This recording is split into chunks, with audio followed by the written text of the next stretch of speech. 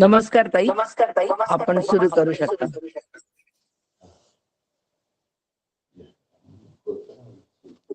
करायचं का सुरू?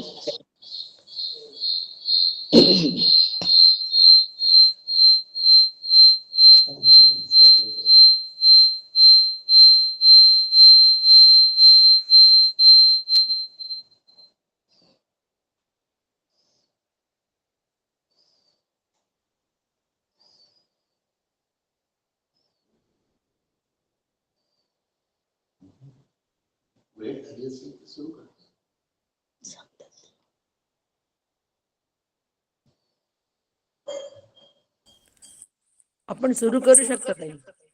हो. रामकृष्ण हरी. सर्वप्रथम देशमुख काकांना साष्टांग दंडवत, सुनील काकांना साष्टांग दंडवत व शैलाताईंना साष्टांग दंडवत करते. आपण सर्व जगदीशाची मूर्ती आपणा सर्वांना साष्टांग नमस्कार करते. वसुदेवसुतं देवं कंसचानूरमर्दनं देवकी परमानन्दं कृष्णं वन्दे जगद्गुरुं. कृष्णं वन्दे जगद्गुरुम्. ओम श्री परमात्मने नमः. श्रीमद्भगवद्गीता अथ द्वादशोऽध्यायः. अर्जुन उवाच एवं सततयुक्ताये भक्तास्त्वां पर्युपासते ये चाप्यक्षरम् अव्यक्तं तेषां के योगवित्तमः. श्रीभगवानुवाच मय्यावेश्य मनो एमान् नित्ययुक्ता उपासते श्रद्धया परयोपेतास्ते मे युक्ततमा मतः. ये त्वक्षरमनिर्देश्यम् अव्यक्तं पर्युपासते सर्वत्र गमचिन्त्यं च कुटस्थलमचलं ध्रुवम्.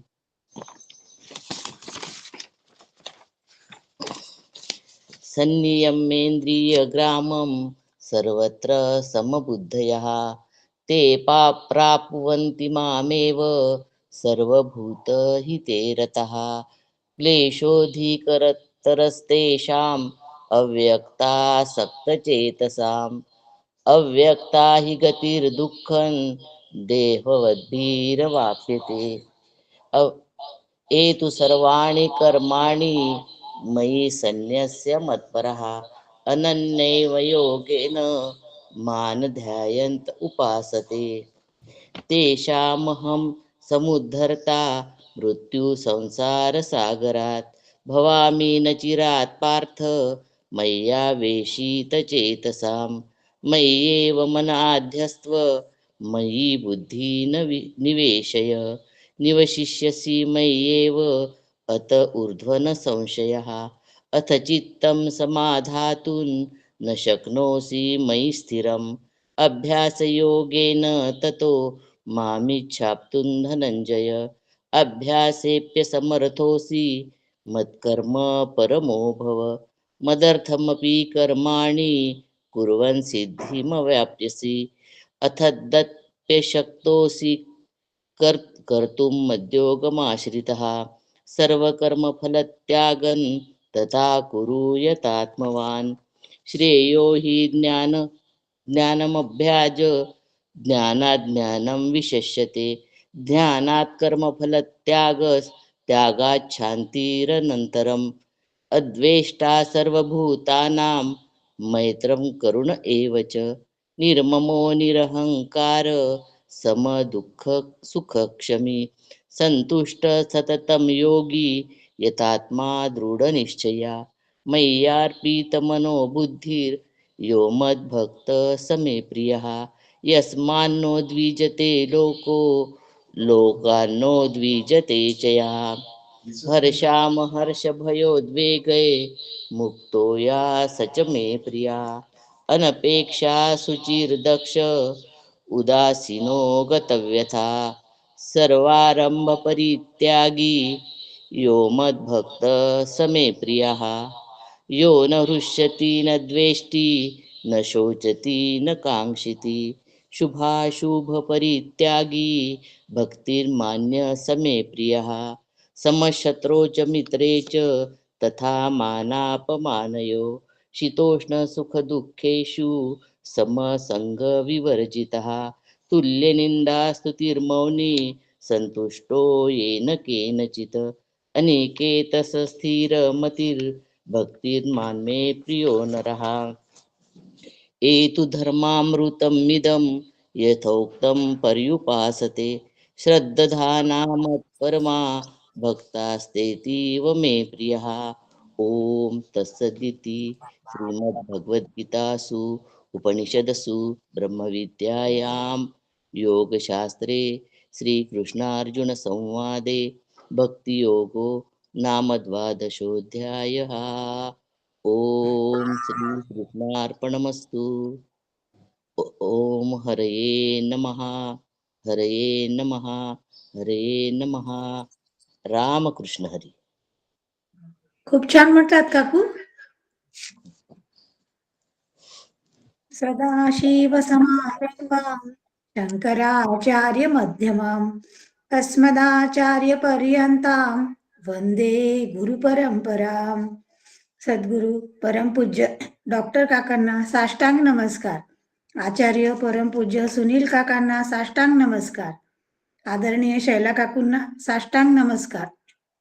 उपस्थित आपण सर्व साधक श्रोत्यांना पण नमस्कार करते. आज ज्यांनी गीतेचा 12वा अध्यायाचे पठण केले त्या संगेवार काकूंना पण नमस्कार करते.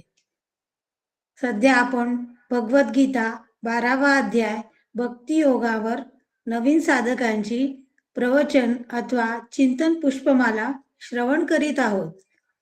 या अनुषंगाने काल मंगळवारी यवतमाळ येथील डॉक्टर शोभा पुरोहित भाभींनी 16व्या श्लोकावर चिंतन मांडले. त्यांच्या चिंतनाचा आपण आढावा घेऊयात. श्लोक असा आहे: अनपेक्ष शुचिर्दक्ष उदासीनो गतव्यतः सर्वारंभ परित्यागी यो मद्भक्त समे प्रियः. असे म्हटले जाते की उपनिषदांचे श्रवण करावे, ब्रह्मसूत्रांचे मनन करावे आणि भगवद्गीतेचे निधिध्यासन करावे. पण माझ्या मनात हा प्रश्न होता की भगवद्गीतेचे निधिध्यासन का करावे. याचे उत्तर काल भाभींनी सुरुवातीलाच दिले. ते असे की भगवद्गीता हा निधिध्यासनाचा ग्रंथ आहे, कारण आपले मन देहादी जगतात भटकणारे आहे. या मनाला आत्मस्वरूपात सिद्ध करणे म्हणजेच निधिध्यासन. हे गीतेत खूप सोप्या पद्धतीने भगवंतांनी संवाद रूपाने सांगितले आहे. तदनंतर भक्ती योगाच्या प्रस्तावनेत भाभींनी सांगितले की जाणून भक्ती करावी. अशी भक्ती भगवंतांना फार आवडते. जी भक्ती करावी ती समजून उमजून करावी. मुख्य जाण अशी ठेवावी की माझे गुरु मनुष्य नसून तर साक्षात परब्रह्मच आहेत. पुढे श्लोकातील एक एक शब्दांचे सुंदर विवेचन केले आहे. आता अनपेक्ष. अनपेक्ष म्हणजे अपेक्षारहित जो असतो तो अनपेक्ष. ज्याला कोणाचीही कोणाकडूनही काहीही अपेक्षा नाही असा तो. आता शुची. शुचिता म्हणजे सर्वांगाने पवित्र, आतून आणि बाहेरूनही. आतील पवित्रता म्हणजे जिथे कोणत्याही दुर्गुणाचा मळ नसतो, सुख दुःखाची द्वंद्व नसते, जन्म मरणाचे भय नसते, कोणताही विकार नसतो, मी आणि माझे ही टोचणी नसते. आता दक्ष. दक्ष म्हणजे सावध, चतुर. आणि ही चतुरता पण कर्तव्यात असली पाहिजे. कर्तव्यात सावध असणे म्हणजे कोणते कर्तव्य करावे आणि कोणते करू नये याचा विवेक असला पाहिजे. उदासीन. उदासीनता म्हणजेच तटस्थता. ज्यांनी आपली आस अथवा आशा ही जाणीवपूर्वक हाकलून दिली किंवा घालवली असा जो असतो त्याला उदासीन म्हणतात. उदासीनतेत पराभूत वृत्ती नसते, चेहरा पडलेला नसतो, उसासा पण नसतो. गतव्यथ म्हणजे दुःखमुक्त, जो व्यथेने रहित असतो. व्यथा ही मनाची, शरीराची, जगताविषयी, कुटुंबाविषयी किंवा अन्य कोणतीही असू शकते. जीवन हे व्यथेने भरून असतेच, पण जो सिद्ध असतो त्या ठिकाणी एकही व्यथा नसते. सर्वारंभ परित्यागी म्हणजे ज्याने काम्य कर्माचा त्याग केला आहे असा तो. योमद्भक्त समे प्रिय अशा सर्व लक्षणांनी संपन्न भक्त मला अत्यंत प्रिय आहे. भगवंताचा भक्त व्हायचे असेल तर भगवंताविषयी अनन्यता असायला पाहिजे. आपले जीवन आशारहित, विकाररहित, रागद्वेषरहित, अपेक्षारहित, तृष्णा आकांक्षारहित, भेदभावरहित आणि अज्ञान ज्या ठिकाणी नाही असा जो जगतो तो भगवंताचा भक्त होण्यास पात्र असतो.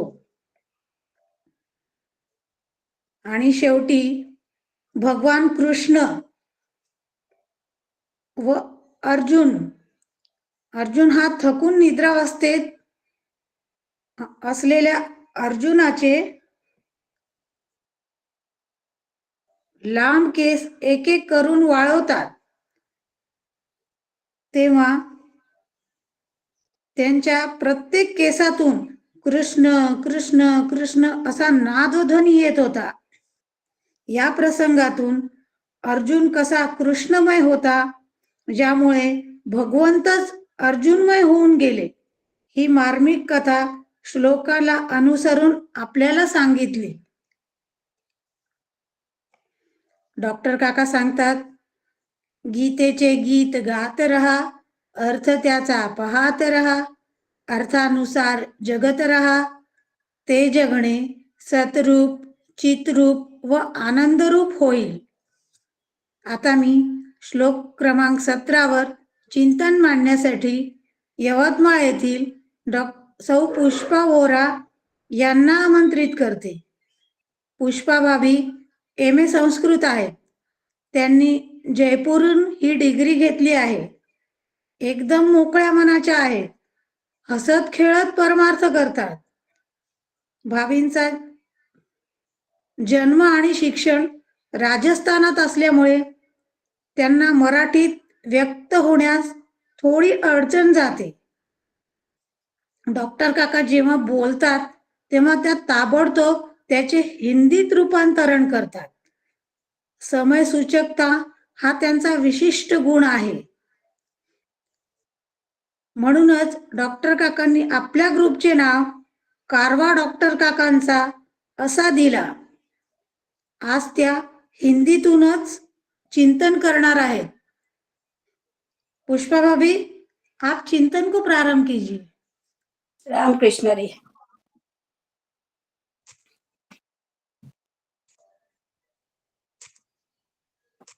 रामकृष्ण हरी.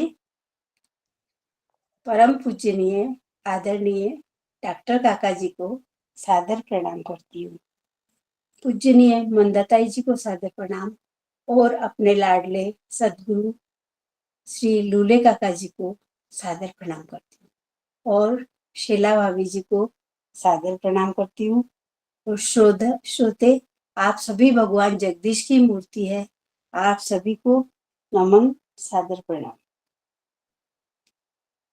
आज जिन्होंने गीता जी का पठन किया सुनंदा ताई, उनको सादर प्रणाम करती हूँ. और अर्चना ताई जिन्होंने कल के श्लोक का सारांश लिया, उनको सादर नमन. आज अपन भगवत गीता जी के 12वें अध्याय का 17वां श्लोक लेंगे. अभी तक 16 श्लोकों का अभ्यास अपन ने अच्छे से कर लिया है. आज अपन 17वें श्लोक का अभ्यास करेंगे। 17वां श्लोक ऐसा है, यो न हस्यति न देष्टि न शोचति न कांक्षति, शुभाशुभ परित्यागी भक्ति मान्य स में प्रिय। इसका सादा अर्थ ऐसा है, जो कभी हर्षित नहीं होता है, न द्वेष करता है, न शोक करता है, न कामना करता है, तथा शुभ और अशुभ संपूर्ण कर्मों का त्यागी है, वह भक्तियुक्त पुरुष मुझे प्रिय है। ऐसा इस श्लोक का सादा अर्थ है। इस 12वें अध्याय को सगुण भक्ति योग भी बोलते हैं। सगुण भक्ति के लिए एक देवता आवश्यक है। तो सगुण भक्ति के लिए जो देवता आवश्यक है, वो देवता कैसे हैं? अपने इस ब्रह्म रूप, सुख रूप, आनंद रूप सच्चिदानंद देव को प्रसन्न करने वाले भक्त में जो जो सत्व गुण है, वह 36 गुण कृष्ण प्रिय बनाने वाले उच्च कोटि के सत्व गुण इस अध्याय में भगवान ने हमको बताए हैं। ये गुण कौन कौन से हैं? उनको अपन फटाफट जैसे 100 खबरें देखते ना, ऐसे ऐसे बस फटाफट देखेंगे। हाँ, उसका विवेचन नहीं करेंगे, सिर्फ देखते हैं। ये गुण कौन से हैं? जो किसी से द्वेष नहीं करता, सबके प्रति मित्र भाव रखता है, दयालु है, स्वामित्व भाव से युक्त है, देह तादात्म्य से मुक्त है, क्षमावान है, सहिष्णु है, संतुष्टि है, आत्म संयमी है, दृढ़ निश्चयी है, मन बुद्धि स्थिर है, किसी को भी दुखी नहीं करता है, किसी कारण से विचलित नहीं होता है, चिंता भय लाभ हानि सुख दुख शुभ अशुभ सब में संभाव रहता है, उदासीन है, दक्ष है, शुद्ध है और चिंता मुक्त है, सभी उपाधियों से मुक्त है और न हर्षित होता है वह न शोक करता है, न पछताता है और न इच्छा करता है, दोनों ही का त्याग करने वाला, दोनों ही परिस्थिति में संभाव में रहने वाला, सभी द्वंद्वों से मुक्त है, मान अपमान सर्दी गर्मी सब में संभाव रहता है, यानी सिर्फ जितनी जरूरत है मौनी है, यानी कि मौनी का मतलब क्या हुआ? यानी जितनी जरूरत है उतना ही बोलता है, हर स्थिति में संतुष्ट स्थिर मन, ऐसा भक्त मुझे श्री कृष्ण भगवान को प्रिय है।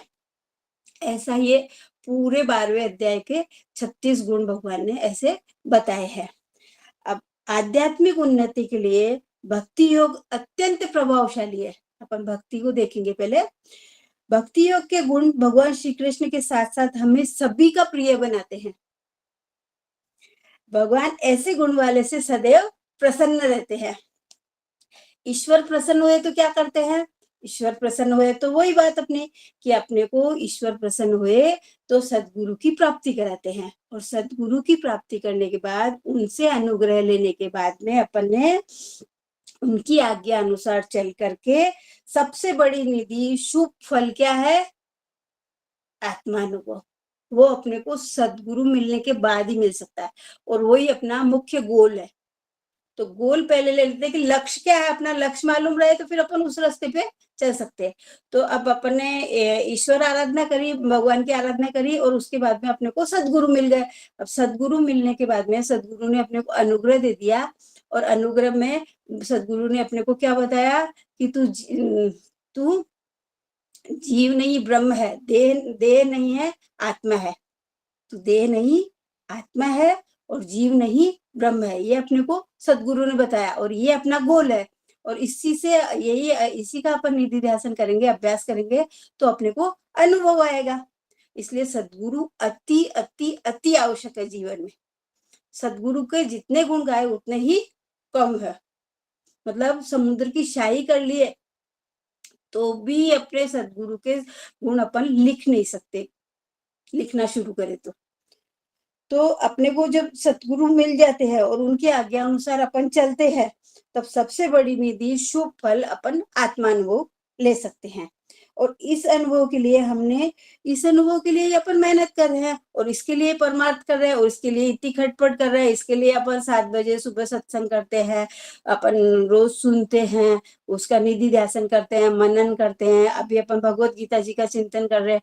ये सब अनुभव के लिए है। ये काम किसके लिए, ये अपने को समझ में आना चाहिए सबसे पहले। है ना। अब छोटा बच्चा भी अभी उसको कुछ समझता नहीं, लेकिन अपन स्कूल भेजते हैं तो अपन उसको क्या बोलते हैं कि तू क्या बनेगा, डॉक्टर बनेगा कि इंजीनियर बनेगा, वो कुछ भी बोलता है। लेकिन एक गोल रहता है ना कि भाई स्कूल जा रहा हूँ तो मेरे को पढ़ाई है, साक्षर होना है, उसके बाद वो सब सोचता है। लेकिन एक गोल रहा तब वो आगे काम होता है। तो अपना गोल क्या है? आत्मानुभव। उसके लिए ही अपन सब अभ्यास कर रहे हैं, और उसके लिए ही अभ्यास करना बस। किसी को दिखाने के लिए नहीं, रटने के लिए नहीं, श्लोक याद करने के लिए नहीं, अपना प्रभुत्व दिखाने के लिए भी नहीं अभ्यास करना है। अभ्यास क्यों करना है अपने को? अपना अनुभव लेने के लिए, आत्मानुभव। स्वयं का अनुभव ही है, लेकिन अपने को आया नहीं, इसलिए सदगुरु ने बताया उस बात पे चल के अपने को अनुभव लेना है। अब अपन देखेंगे कि भक्ति क्या है। इसके लिए अपने को भक्ति करनी है ना, ये भक्ति योग है, सगुण भक्ति योग है। तो अपन भक्ति की परिभाषा देखते हैं। मोक्ष प्राप्ति के लिए जो जो कारण रूप सामग्री है, उसमें केवल भक्ति ही सर्वाधिक महत्वपूर्ण है और सर्वोच्च है। हमारे वास्तविक सत्य स्वरूप का चिंतन करना ही भक्ति है। कोई बात आ गई ना, अपने ऊपर करे, गोल है अपना क्या है, कोई गोल के लिए अपने को वास्तविक अपना जो सत्य स्वरूप है उसको जानने के लिए ही अपने को भक्ति करनी है। भक्ति किसी के दिखाने के लिए नहीं, 4 घंटा पूजा करने के लिए ही नहीं है, कुछ भी नहीं है। बस अपने को आत्मानुभव आने के लिए, सत्य वस्तु का ज्ञान होने के लिए ही अपने को भक्ति करने की है। सत्य वस्तु का, सत्य स्वरूप का चिंतन करना ही भक्ति है। वेदांता अनुसार ज्ञान मार्ग में आत्म तत्व का विचार करना ही मुक्ति का मार्ग है। भक्ति हमारे शुद्र अहम से ऊपर उठकर हमारे आत्म तत्व की महानता को पहचानने और जानने की निरंतर कोशिश है। ये तो हमें मालूम ही है कि जो विभक्त नहीं वो भक्त है। तो ये अपनी भक्ति की डेफिनेशन हो गई। अब अपने को मालूम रहा कि क्या चीज है भक्ति, तो फिर अपन करेंगे ना उस दिशा के अंदर। श्रीमद् भगवद गीता जी अंगी लगने के लिए हमें ये मानकर चलना है कि भगवान मुझे बोल रहे हैं और मैं अर्जुन हूँ, मैं ही वो भक्त हूँ जिसके ये भगवान ने लक्षण बताए हैं। वो सारे लक्षण मेरे अंदर होने चाहिए, वो लक्षण को, गुण को मैंने अंगीकार करना चाहिए। नहीं है तो हेतु पुरस्तर करना है, और है तो उनको टिका के रखना है, स्थायी रखना है, उनको ढलने नहीं देना, उनको जाने नहीं देना कहीं। अपन घसरण बोलते हैं ना, घसर कुंडी पे घसरण नहीं होने देना, उनको टिका के रखना है। और जो गुण मेरे में ये नहीं है, वो गुण मैंने अपने डेवलप करना है। तो ये जो भक्त के लक्षण बताए हैं, ये भक्त मैं ही हूँ। तब भगवत गीता जी का सही श्रवण, मनन और निधि ध्यान होएगा। नहीं तो इतने सालों से हम सुन ही रहे हैं, भगवान हुआचे, संजय हुआचे और अपना अर्जुन हुआचे। अब ये तो कितने सालों से कर लिए, कितने स्कूलों में श्लोक याद कर लिए, सब कर लिया, लेकिन अपने को अभी निधि ध्यान करना है। अब अपन बड़े हो गए, वैसा नहीं चलेगा ना कि भगवान हुआचे, परमात्मा हुआ है, संजय हुआ है, अर्जुन हुआ है, पार्थ हुआ है, ऐसा नहीं चलेगा। अब अपने को अच्छे से सारे श्लोकों का अपने को अच्छे से अभ्यास करने का है। इसके लिए ही अपने नियोजन किया ना शीला भाभी जी ने और आदरणीय लूले काका जी ने। तो ये नियोजन का अपन को ऐसे फायदा लेना है। इसका हम उदाहरण देखेंगे। जैसे क्या होता है कि सर्दियों में बोलते हैं ना कि भाई है ना, जो सर्दियों के अंदर लड्डू खाओ, ड्राई फ्रूट खाओ, हेल्दी खाना खाओ, च्यवनप्राश खाओ, ये सब लोग बोलते हैं।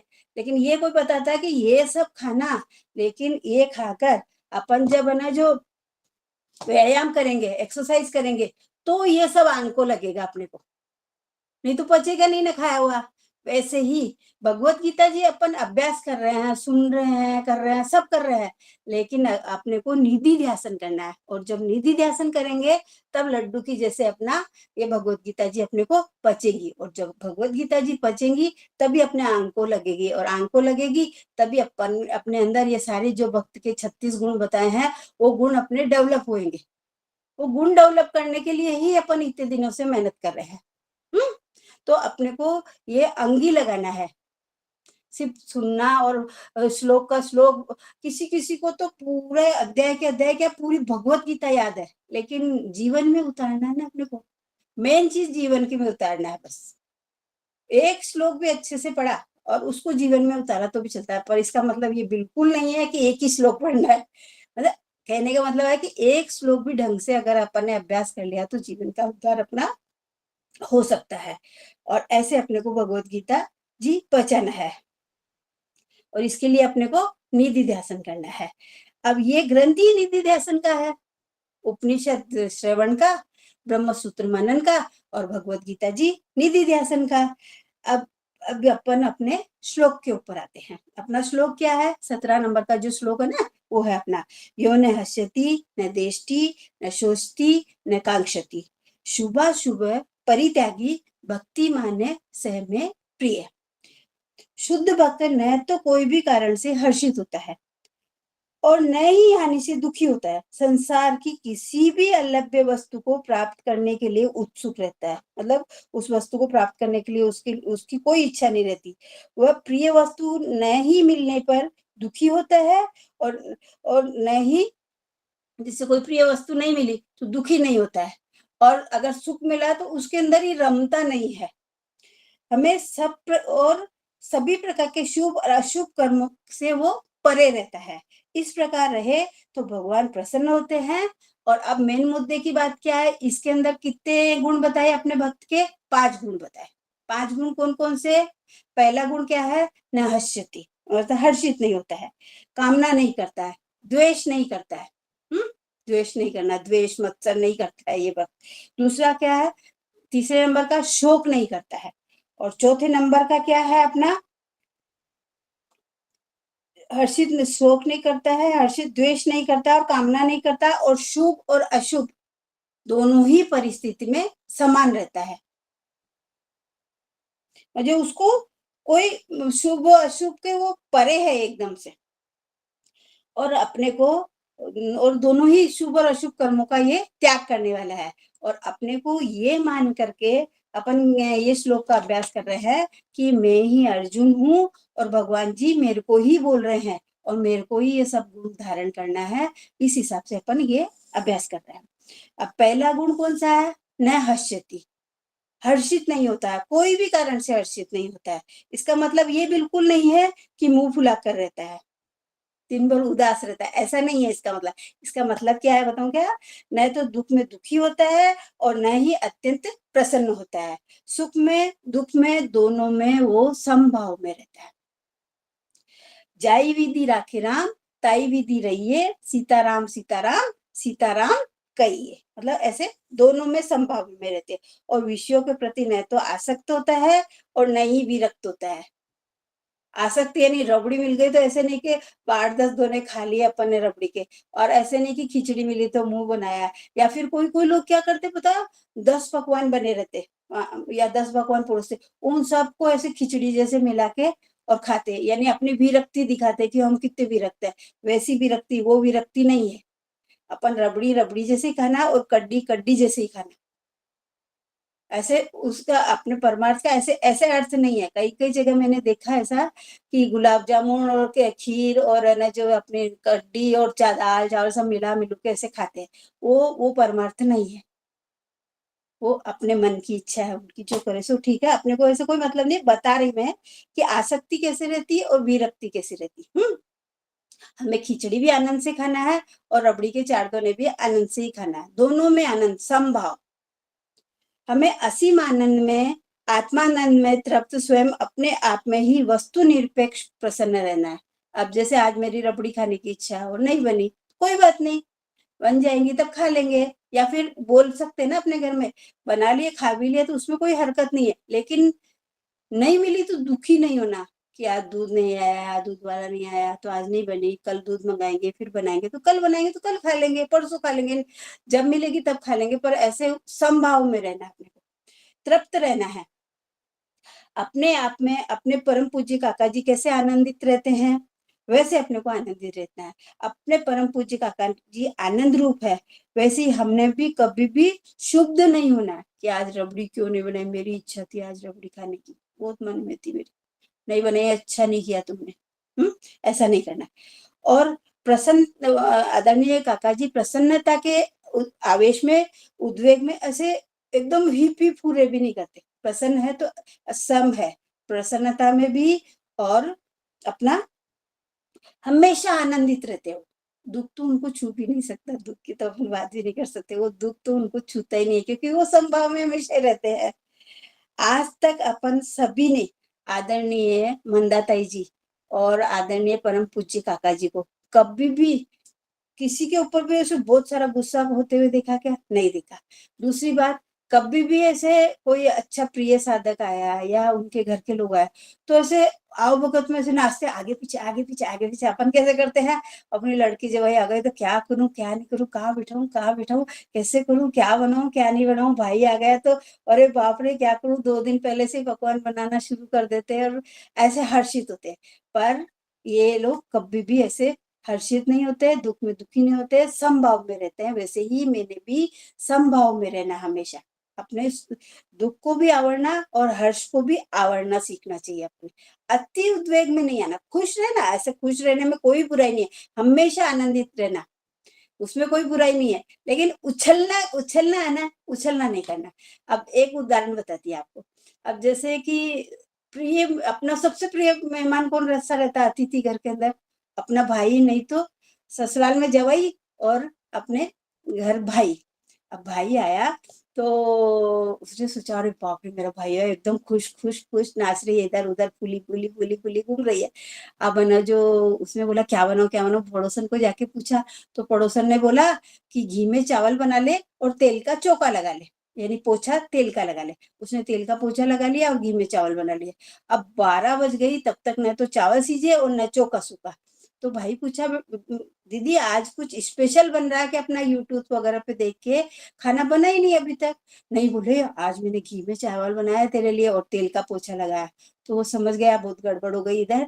तो वो अपनी दीदी को समझाया कि ऐसे नहीं करना, पानी में ही चावल बनाना और पानी का ही पोछा लगाना, तब वो रसोई सिद्ध होएगी, तब भोजन तैयार होएगा।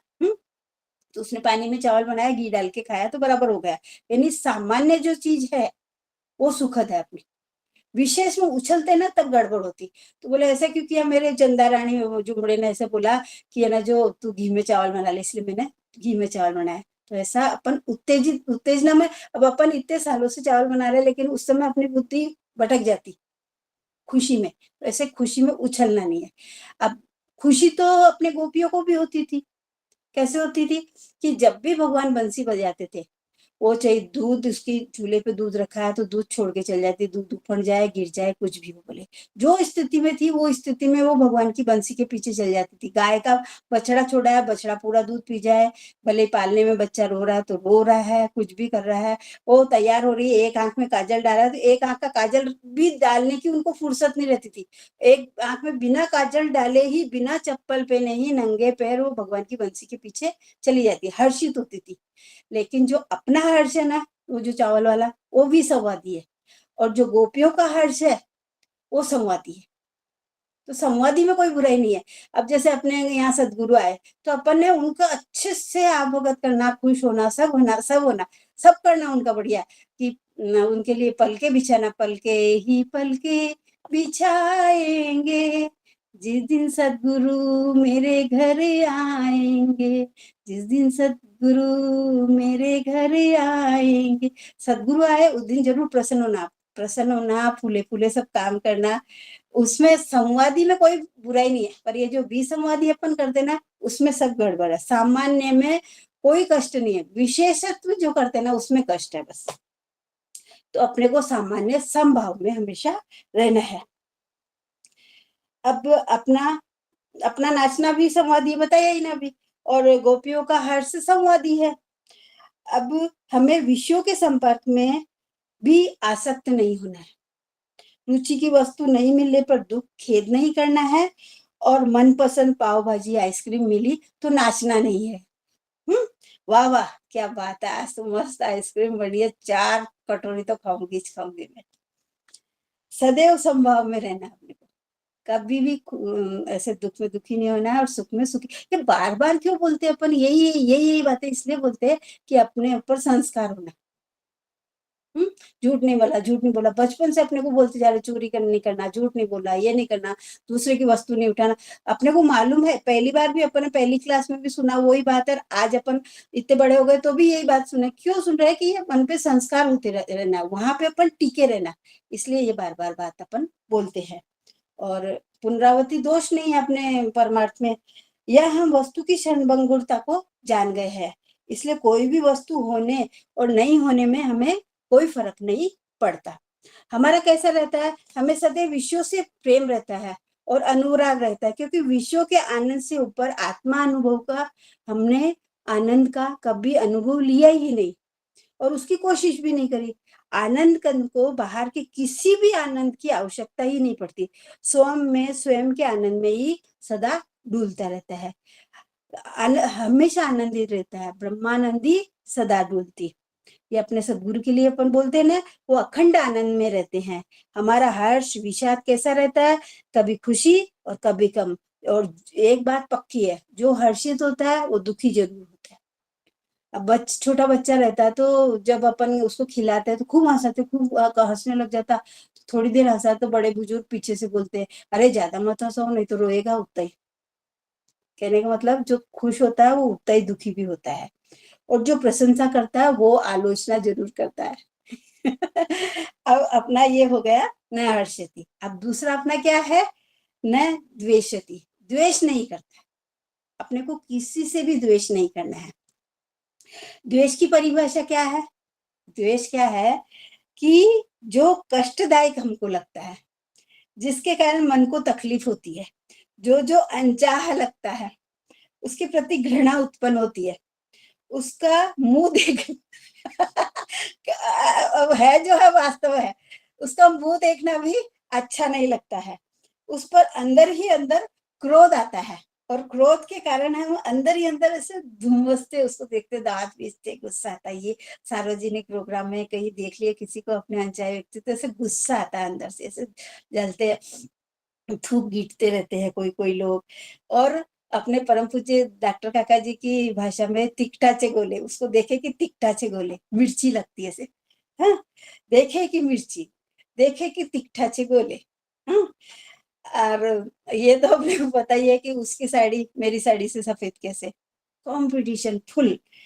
और अपने जैसे बाजू की दुकान है समझ लो, और उसके यहाँ दिन भर भीड़ रहती, खूब बिखरा हो रहा है, तो उससे ही अपने को द्वेष, कितना बिखरा होता है इसका। पता है क्या आपको? मालूम है? वो सुबह आके भगवान के एक अगरबत्ती भी नहीं करते, और वो रहना दारू पीते, तो भी उनकी दुकान में इतनी भीड़ आपको क्या बताऊं। 100 पेटियां बनती, डिस्पैच होता ना, 100 पेटियां बनती, सामने से थप्पी लगती।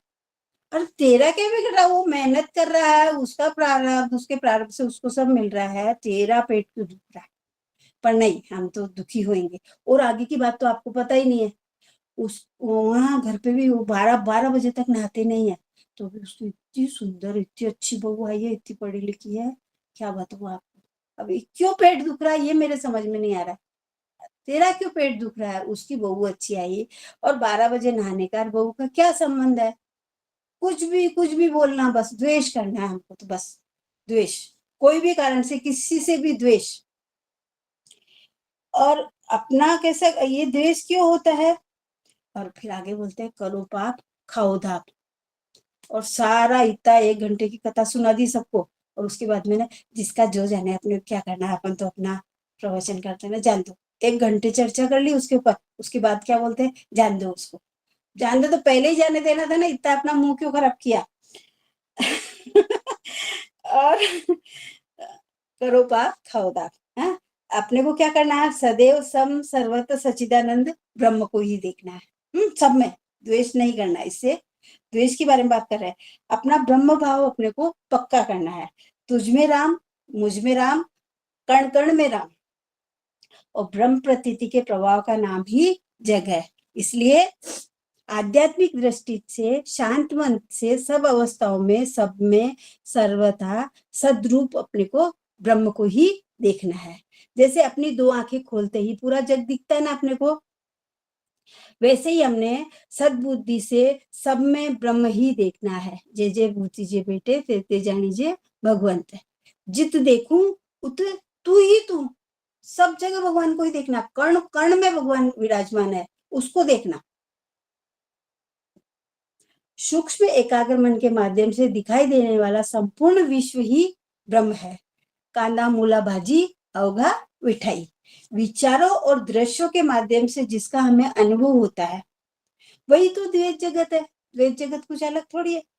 इसलिए हमने इस आत्मा को, ब्रह्म को आध्यात्मिक आंख, सूक्ष्म एकाग्र मन से देखना है। उससे किसी से भी अपने को द्वेष बिल्कुल भी नहीं होएगा। सब में ब्रह्म भाव से देखेंगे तो सब मैं ही हूँ ना, ऐसा लगेगा ना। हमारे प्रशांत जैसे राम जी ने जब लड़ाई करी ना, शूर्पणखा का नाक कट गया और खरदूषण उसकी बड़ी बड़ी सेना आ गई, राम जी इधर अकेले थे, तो राम जी ने क्या किया, पूरी सेना को अपना ही रूप दे दिया। सब एक दूसरे को देख के ऐसे दिख रहा था उनको कि ये भी राम है, ये भी राम है, तो सब एक दूसरे को मार के मर गए। यानी सब में उन्होंने राम ही देखा। वैसे अपन ने सब में ब्रह्म भाव ही देखना है। सब में ब्रह्म देखेंगे, सब में भगवान देखेंगे तो अपने को द्वेष नहीं होएगा। इसके लिए है ये अभ्यास। हमारे प्रशांत मन से सब में ब्रह्म ही देखना है। व्यवहार करते समय भी हमें ये याद रखना है कि ये दृश्य भाव जगत वास्तव में ब्रह्म ही है और ब्रह्म के अतिरिक्त कुछ है ही नहीं। ऐसा अपन ने हमेशा याद रखना, हर क्षण, हर घड़ी याद रखना है। अब यहाँ हमें द्वेष क्यों नहीं हो रहा है? अभी तो अपन अभ्यास कर लिए ना, तो अपना भाव पक्का हो गया, तो अपने को यहाँ द्वेष क्यों नहीं हो रहा है? क्योंकि इस समय हमारी बुद्धि मर्म भेदनी हो गई है। एक्सरे की जैसे एक्सरे सीधा जाके देख लेता ना कहाँ पे हड्डी टूटी है, वैसे ही एक्सरे की जैसे मन बुद्धि को चीरती हुई सीधी मर्म अधिष्ठान तक अपनी बुद्धि पहुंच जाती है। ब्रह्म भाव अभी पक्का हो गया अपना। यहाँ हम हर व्यक्ति में चैतन्य को ही देख रहे हैं और समझ में आ गया है मेरी कि मेरी आत्मा ही सभी संपूर्ण सृष्टि में, सभी देह में विराजमान है और वो ही क्रियाशील है। सभी देह में मेरी आत्मा ही विराजमान है, ये अपने को समझ में आ गया क्योंकि अपन ने उपनिषदों का अभ्यास किया है। मेरे अधिष्ठान पर ही सूर्य, चंद्र और ये तारे चमक रहे हैं, ये अपने को समझ में आ गया। इसलिए अपना ब्रह्म भाव पक्का हो गया। ब्रह्म भाव पक्का हो गया तो द्वेष चला गया। न तत्र सूर्य भाति न चंद्र तारकम। अभी मेरा भाव पक्का हो गया कि मेरे ही अधिष्ठान के ऊपर सूर्य, चंद्र और तारे चमक रहे हैं। मतलब ये अपने को इनमें तो देखना ही है। पूरे अपन बड़े बड़े हो रहे हैं ना, तो और विशाल होना ना, तुका झाला आकाशा एवढा, ऐसे अपन भी आकाशा एवढा इतने दिन से पढ़ रहे, तो कुछ तो गुणना ही चाहिए ना मैंने। अब तीसरा क्या गुण आया है? शोक नहीं करना। ये शोक ही हमारे अर्जुन महाराज को हुआ था और इस शोक का लाभ हमें भगवान श्री कृष्ण ने 700 श्लोक की भगवत गीता जी दी और उसका उपदेश दिया, जिससे आज संपूर्ण सृष्टि का कल्याण हो गया। संपूर्ण सृष्टि में सबसे सर्वश्रेष्ठ ग्रंथ है तो अपना भगवत गीता जी है।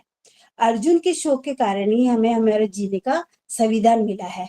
जब कुछ समझ में नहीं आए, जीवन में उलझन आए, भगवत गीता जी खोलो, शोक मोह कपूर की जैसे जल जाएंगे और सूखे पत्ते की जैसे उड़ जाएंगे। अब कल अपने आदरणीय मामी जी ने क्या बताया था? जब शोक मोह से गिर जाए तब भगवत गीता जी की शरण जाए। भगवत गीता जी खोलो, शोक मोह दूर। अब हम देखेंगे कि शोक होता क्यों है। तो शोक की क्या परिभाषा है?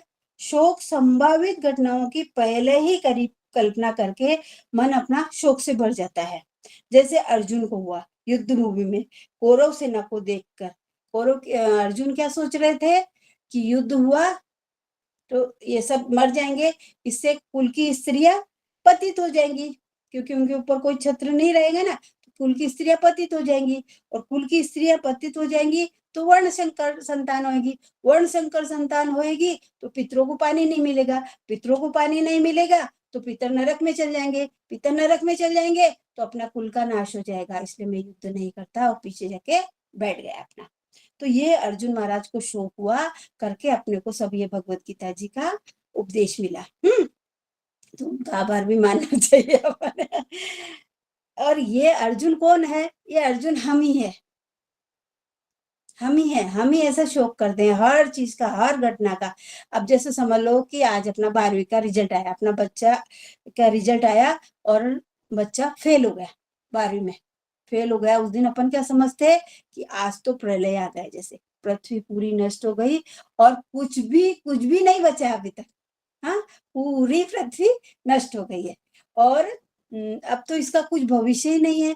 ये 12वीं में फेल हो गया तो अब आगे क्या कमाएगा, क्या खाएगा, कैसे रहेगा? अब अपन तो आज है, कल पूरी बातें कर लेंगे और इसको ना 12वीं फेल को लड़की कौन देगा? पूरी बातें ऐसे सारे, और इतने दुखी हो रहे, इतने दुखी हो रहे जैसे दुनिया पूरी डूब गई, पूरा प्रलय आ गया। जबकि अपन ने यहाँ पे क्या करना चाहिए? और अभी तो ये नहीं होता है। नहीं तो पहले तो क्या होता था कि एक कमरे में ले जाके पहले तो धनाधन कूट देते थे, बात भी नहीं करना, बोलना भी नहीं। तो ये शौक अपने को ऐसे इस जमाने में भी होता है, पर अपन ने क्या करना? बच्चे को समझाना और उसकी कैपेसिटी के अनुसार उसको सब्जेक्ट दिलाना, उसका ट्यूशन लगाना और सब कर करा के उसको पढ़ाना। शौक नहीं करना अपन ने। सभी को किसी न किसी कारण से कभी न कभी शौक होता ही है। सभी के शौक के स्वरूप भिन्न भिन्न होते हैं। अपन ये 12वीं का उदाहरण लिया, अर्जुन महाराज का वो उदाहरण है युद्ध भी। अब तो युद्ध तो है नहीं, तो अपने रोज के युद्ध, प्रपंच के युद्ध चलते, तो सबको कुछ न कुछ शौक अलग अलग, अपने सबके स्वरूप अलग अलग रहते हैं। आवाज आ रही है बराबर? हेलो, आ रही है, अच्छी आ रही है आवाज। हाँ, अच्छा ठीक है।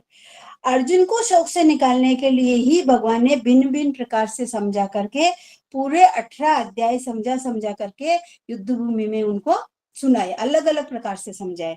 श्रीमान अर्जुन हमारे जैसे ही समझ रहे थे कि मैं मारने वाला और ये सब शत्रु पक्ष कौरव सब मरने वाले हैं, शरीर मरा तो आत्मा भी मर जाती है। इस प्रकार से अज्ञान से हुए शोक को दूर करने के लिए भगवान अलग अलग प्रकार से अर्जुन को समझाए।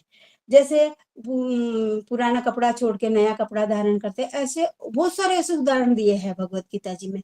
तो भगवान ऐसे उसके अज्ञान को दूर करने के लिए, अर्जुन का शोक दूर करने के लिए अलग अलग प्रकार से उसको समझाए, और वो सब हमने अच्छे से समझना, निधि ध्यान करना है ना अपने को भगवत गीता जी का। अब अपने को कर्ता भोक्ता माने तो ही शोक होता है। राम कर्ता मानसी तो सुखी होसी, खुद को ही कर्ता भोक्ता माने, कुछ भी हुआ तो भगवान की कृपा से, ऐसा बोलते ना, तो भगवान के आशीर्वाद से ही सब होता है, प्रारब्ध से ही सब मिलता है। तो अपने आप को कर्ता भोक्ता माने तो ही दुखी होते हैं। राम कर्ता मानसी तो सुखी होसी। अब अपने को ये सब शौक की परिभाषा कर लिया। अब शौक का कितना गया, अब करते जाओ ये तो बढ़ते जाएगा। तो अपने को यहाँ पे अपने को समझ में आ गया। अब तो समझ में आ गया तो अपन ने आज संकल्प करना है। संकल्प क्या करना है अपने अपन ने? कि परिस्थिति चाहे इष्ट हो या अनिष्ट हो, अनुकूल हो या प्रतिकूल हो, लाभ हो या हानि हो, हमने कभी भी शोक नहीं करना है। तभी भगवत गीता जी के अभ्यास का अपने को फायदा होगा। क्योंकि हम श्री भगवत गीता जी का अच्छे से अभ्यास कर रहे हैं, श्रवण कर रहे हैं, मनन कर रहे हैं, निधि ध्यान कर रहे हैं, तो हमने कभी भी कोई भी कारण से शोक नहीं करना है। ये आज अपन पक्का निश्चय कर लेते हैं, ठीक है? मन के क्रिया प्रतिक्रिया के भाव को छोड़कर निर्विकार भाव में रहकर शोक रहित होना है अपने को। लेकिन हम करते क्या है? मनोनुकूल हुआ तो खुश और मन के प्रतिकूल हुआ तो दुखी। कोई भी परिस्थिति घटनाओं में हमको विचलित नहीं होना है, ये अपन संकल्प कर रहे हैं आज। नदी के प्रवाह के साथ नहीं बहना है। अब शोक करना मतलब नदी के प्रवाह के साथ बह जा रहे हैं, उल्टी दिशा में बहना ही पुरुषार्थ है। मरी हुई मछलियां बहती है नदी के प्रवाह के साथ, तो अपने को प्रवाह पतित नहीं होना है, ठीक है? परम पूज्य काका जी हमें भक्ति परमार्थ सही दिशा में हो रहा है या नहीं हो रहा है, इसको पहचानने का एक तरीका बताते। जैसे अपन चावल बनाते ना, तो अपन एक चावल को ऐसे दबा के देख लेते हैं कि सीज गया कि नहीं सीज गया। वैसे ही अपने डॉक्टर काका जी अपने को एक बताइए विधि कि अपना परमार्थ सही दिशा में हो रहा है या नहीं हो रहा है। मैं इतना अभ्यास कर रही हूँ तो सही हो रहा है कि नहीं हो रहा है। तो उसका तरीका क्या है कि कभी आने वाली घटनाओं के लिए दुखी नहीं होना है, मतलब शोक नहीं करना है। वह जो मेरे हाथ से कुछ परिस्थिति वश कुछ गलत हो गया तो दुखी नहीं होना है, खंत नहीं पालना है। उनकी भाषा में बोलते काका जी कि खंत नहीं पालना है, और रामकृष्ण खोर रबड़ का यूज करना है। जैसे आज का चिंतन, अच्छा हुआ तो पेड़े नहीं बांटना है। और अगर नहीं जमा, कोई बोले कि क्या बोला समझ में नहीं आया कुछ भी, ब्रह्म ब्रह्म देव देव आत्मानुभूति आत्मानुभूति, कुछ समझ में नहीं आया, वो सारा ऊपर से गया। तो अपन ने खंत नहीं करना। अपन ने इस समय क्या सोचना कि मैंने अच्छे से अभ्यास करा इसलिए दुखी नहीं होना, ये मेरा दोष नहीं है, मेरी बुद्धि का दोष है, जिसने समय पे साथ नहीं दिया और जो समय पे सबको अच्छे से समझा नहीं पाई। तो ये किसका दोष है? बुद्धि का। अच्छा बोले तो भी बुद्धि का गुण है और बुरा बोले तो भी बुद्धि का दोष है, मतलब अपना कुछ भी नहीं है। मैं तो निर्लिप्त भाव में रहना है ना, अपने को आसक्त नहीं होना ना काय में भी। इसी से ये ऐसा अपना भाव रहा और ऐसे रामकृष्ण हरि खोड़ रबड़ का यूज करे तो शांति, समाधान, आनंद, तृप्ति, निर्भयता अपना टिकना। और अगर ये टिक गया तो ही समझना कि अपनी गाड़ी सही दिशा के अंदर जा रही है। अब चौथा गुण क्या है? कांक्षति। कांक्षति यानी कामना। दुर्लभ प्राप्त वस्तु की कामना नहीं करना है। मेरे प्रारब्ध में जो था, जितना था उतना ईश्वर ने मुझे बिना मांगे ही दे दिया, फिर हमने कामना क्यों करना? ये हमने अच्छे से बात अपने को, ये सद्गुरु ने अपने को समझा दी है, शास्त्र ने अपने को ये बात समझा दी है। तो यहाँ पे शास्त्र और सद्गुरु क्या बोलते हैं कि जिसने प्रारब्ध से हर्ष स्वीकार कर लिया, समझ लो उसका 70% परमार्थ हो गया। ठीक है, इसका मतलब अपना 70% परमार्थ हो गया। हमें आत्मविद्या का सैद्धांतिक ज्ञान हो गया, इसलिए हमने कभी भी धन संग्रह की इच्छा नहीं करना है। कामना आई ना अपने को, धन संग्रह यानी काम नहीं है। स्वार्थ से प्रेरित जितने भी काम्य कर्म है उनका अपने को त्याग करना है। और आत्मशोध का अभ्यास करते हुए भव बंधन से मुक्ति पाने का अपने को प्रयास करना है। परंतु इसका मतलब ये बिल्कुल भी नहीं है कि हाथ पर हाथ धर के बैठ जाए अपन और कोई कार्य करे ही नहीं। यहाँ पर मतलब ऐसा है कि कर्म करने में अपने आप को झोंकना नहीं है।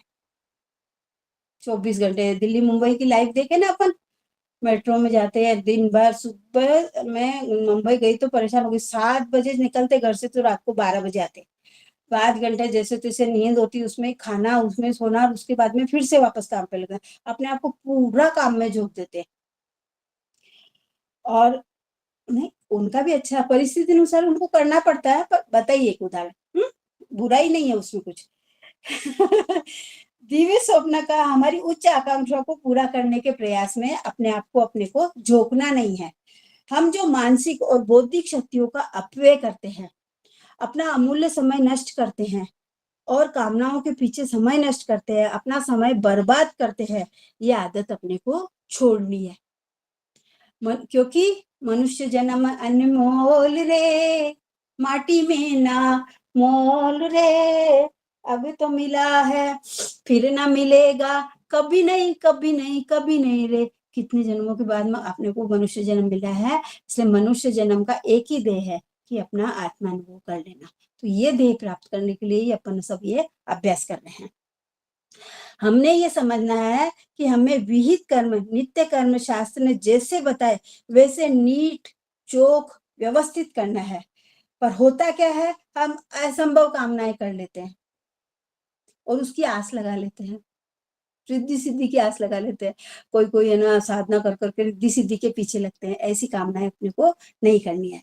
अब अपनी कामनाएं क्या रहती है? अपन जैसे सादे लोग हैं, मैं एक गृहिणी हूँ, तो अब जैसे समझो कि मेरी कमाई साल का, मेरा पैकेज 25 लाख रुपए का है।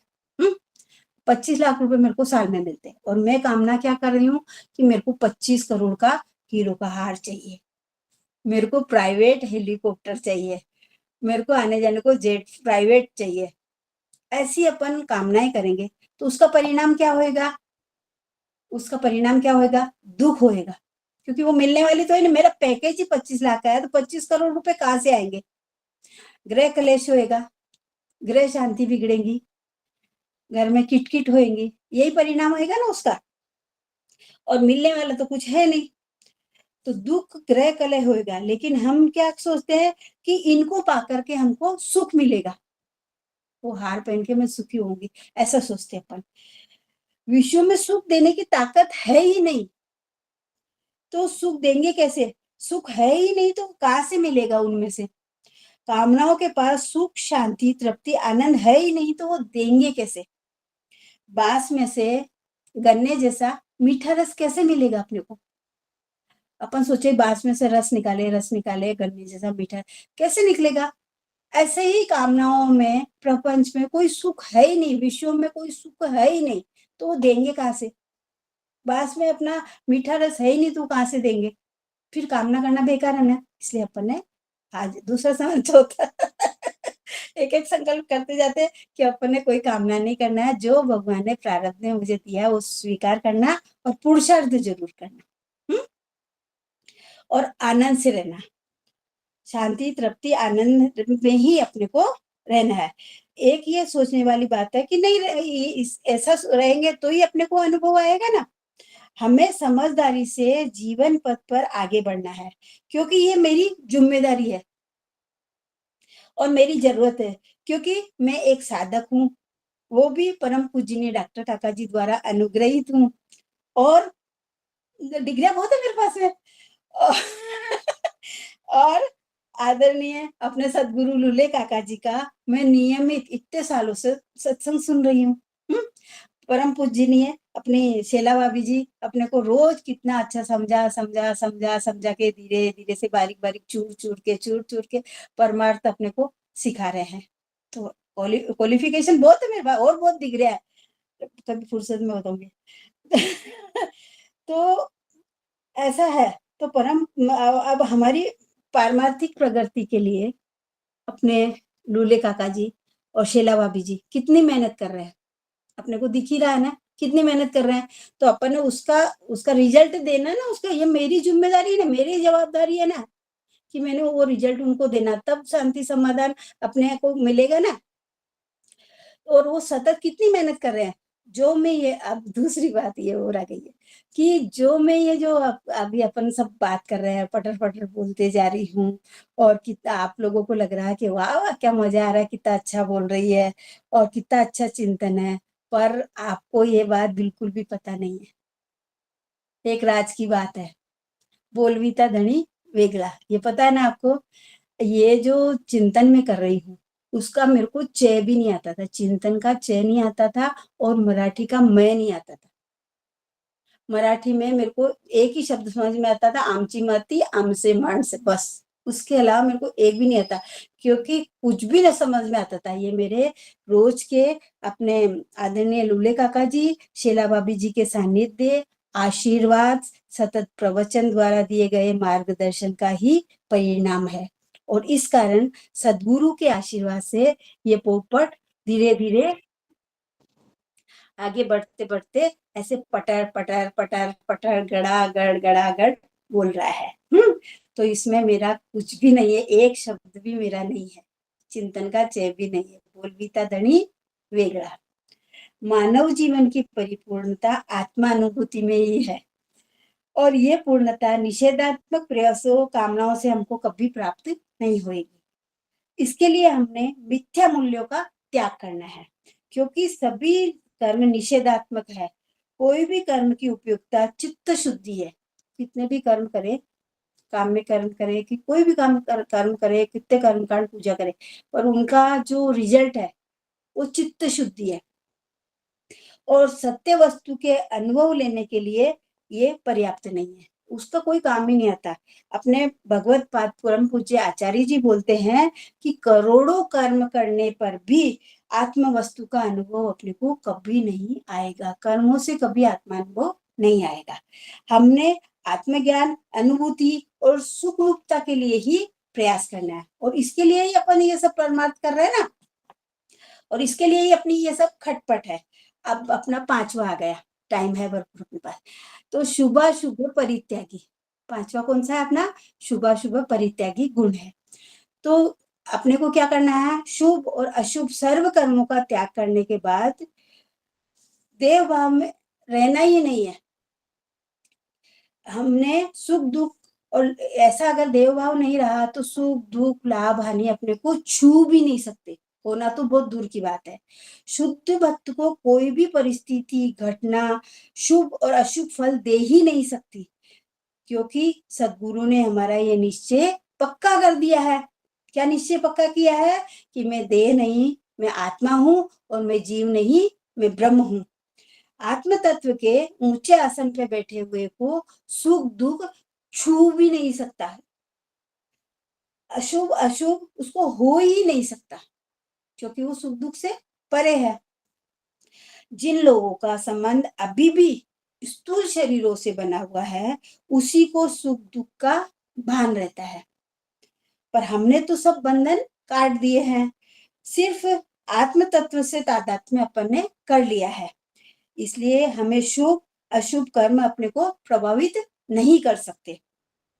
पांचवा है ना अपना गुण, तो अपन 4 गुण से करते करते आए गए और अपना ये निश्चय पक्का हो गया कि मेरे तो गिरधर गोपाल दूसरा न कोई, ये निश्चय अपना पक्का हो गया।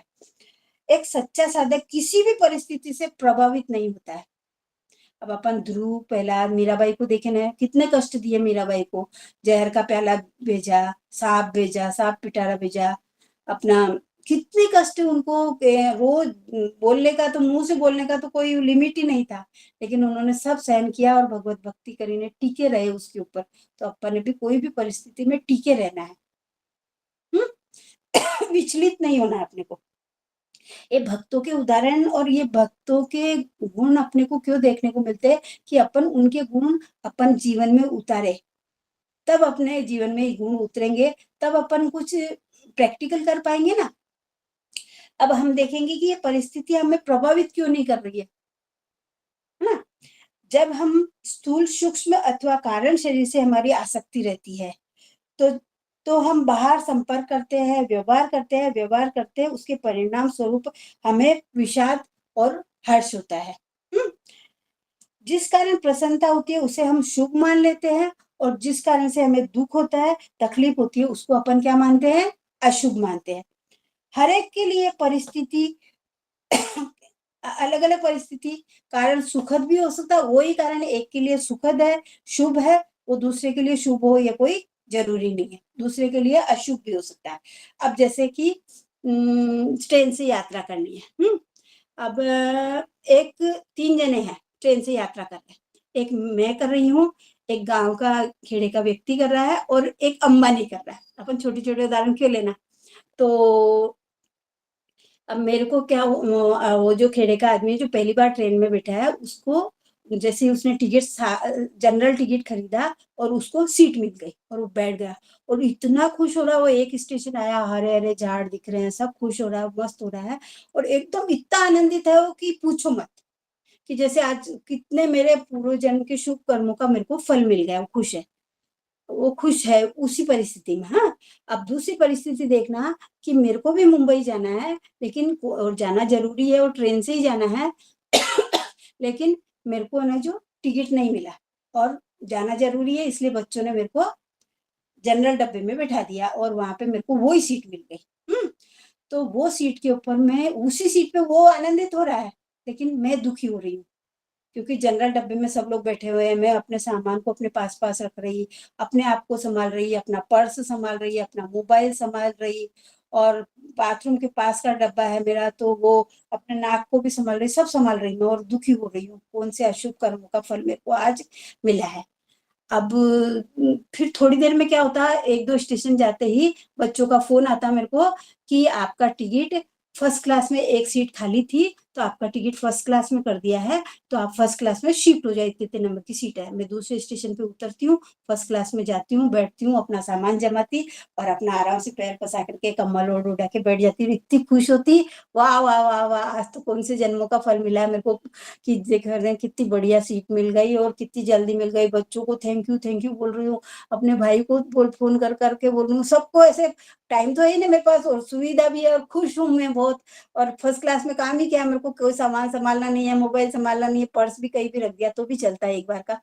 तो खुश हूँ मैं, और फोने कर करके अपना आनंद में उछल रही हूँ। हाँ, अब यही सीट है, मैं बैठी हूँ जिस सीट के ऊपर, गलती से क्या हुआ कि अंबानी को भी मुंबई जाना है, लेकिन मौसम खराब है और हेलीकॉप्टर उड़ नहीं सकता, कोई विमान चल नहीं सकता, और कोई साधन नहीं है उसको, ट्रेन से जाने के अलावा कोई साधन नहीं है, रोड से भी नहीं जा सकता, ऐसा समझो। हाँ, अब वही सीट पे वो बैठे हैं, वो बैठे तो उनको 4 लोग छोड़ने आया, छोड़ के आया, सब सामान वामान जचा दिया, नाश्ता पानी दे दिया, पानी की बोतल फोटल सब दे दिया, हो गया।